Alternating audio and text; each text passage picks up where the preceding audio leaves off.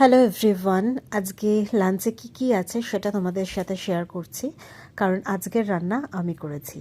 আজকে ছিল 26 জুন, শুক্রবার, আর আজকে মহরমের জন্য স্কুল ছুটি ছিল। তো অনেক দিন পর বাড়িতে ছিলাম, তাই ভাবলাম যে আজকে একটু রান্না করি। তো প্রথমে যেটা রান্না করেছিলাম সেটা হচ্ছে মাছের মাথা দিয়ে কাটা চচ্চড়ি।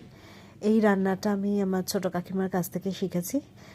কাকিমা তো দারুণ করে, তো আমিও করেছি আগে, আর আজকেও করলাম। এটা ঝাল ঝাল খেতে হয়, আর নুন ঝাল একটু চড়া দিতে হয়, তাহলেই খেতে দারুণ স্বাদ হয়।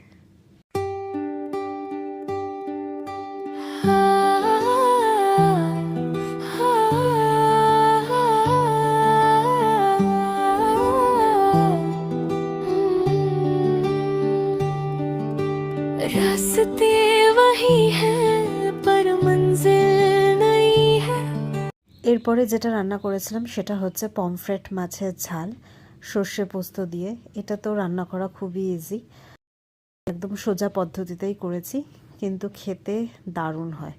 সর্ষে পোস্ত যেটাতেই পড়ে সেটাই খেতে দারুণ হয়। আমার তো সর্ষে পোস্ত দিয়ে যে কোনো আইটেম খেতে ভীষণ ভালো লাগে, আর এই পমফ্রেট মাছের ঝালটাতে সর্ষে পোস্ত দিয়ে খেতেই আমার ভালো লাগে।